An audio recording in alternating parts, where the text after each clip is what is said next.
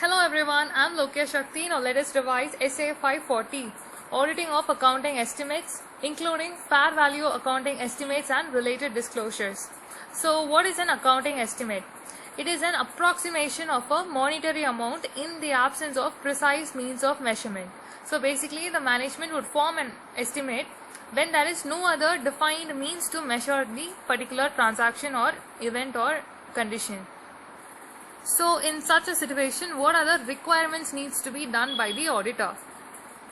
In order to provide a base for the identification and assessment of RMM for accounting estimates, the auditor shall carry out the following risk assessment procedures. He shall first evaluate whether the requirements of the applicable financial reporting framework are relevant to the accounting estimates, including the related disclosures. The auditor shall understand how the management identifies those transactions, events or conditions that give rise to these accounting estimates. For this, he shall inquire the management regarding the methods used to these accounting estimates, the relevant controls and assumptions taken, the effect of estimation uncertainty considered by the management, and where the management has used an expert for forming the estimation. Then the auditor shall also review the outcome of the accounting estimates which were included in the prior period financial statements and their subsequent re-estimation in the current period. For this, he shall understand the nature of the accounting estimate and whether any new information has been obtained regarding those estimates. So once these risk assessment procedures are done, then the auditor shall evaluate the degree of estimation uncertainty that is associated with the accounting estimates, and according to the auditor's judgment, whether these uncertainties give rise to a significant risk. So by doing all these procedures, the RMM will be identified and assessed. So based on the assessed RMM, the auditor shall determine whether the management has appropriately applied the requirements of the applicable financial reporting framework relevant to the accounting estimate, and whether the methods for making these accounting estimates are consistently applied, and in case of any changes, whether they are properly presented and disclosed.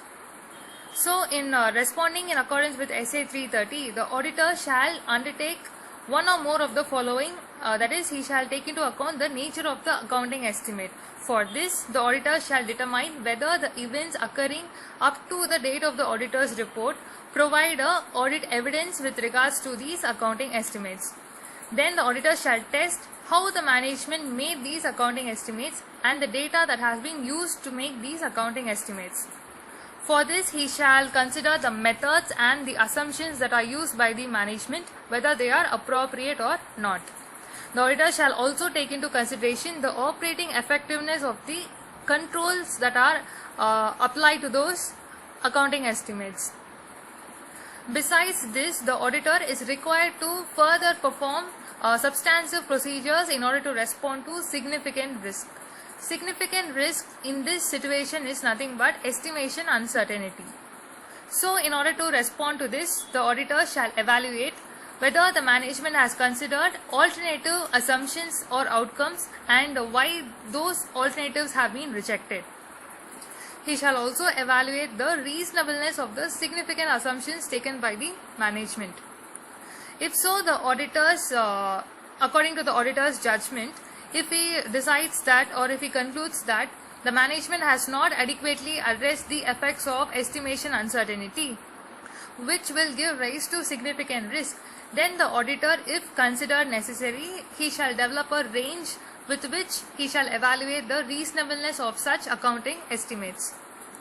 The substantive procedures also include in obtaining sufficient appropriate audit evidence regarding the management's decision whether to recognize or not recognize any accounting estimates, and the basis on which such accounting estimates have been recognized and measured. So besides these procedures, there are few other additional procedures which are required to be done based on the audit evidence obtained on those accounting estimates. So basically, the auditor would be required to evaluate the reasonableness of the accounting estimates in context with the AFRF and whether they are misstated or not. He shall verify that. He shall also verify the disclosures related to the audit evidence and its adequacy in case of significant risk. He shall review the judgments of the managements to identify whether there are any indicators of possible management bias. The auditor is also required to obtain written representations from the managements and, where appropriate, from those charged with governance regarding the significant assumptions taken by the management in forming those accounting estimates. And finally, the auditor shall document the reasonableness of the accounting estimates and indicators of possible management bias, if any. So these are the procedures required to be done by the auditor, where the management does the accounting estimates. So by this we come to the conclusion of Essay 540. I hope it was useful. Thank you for listening.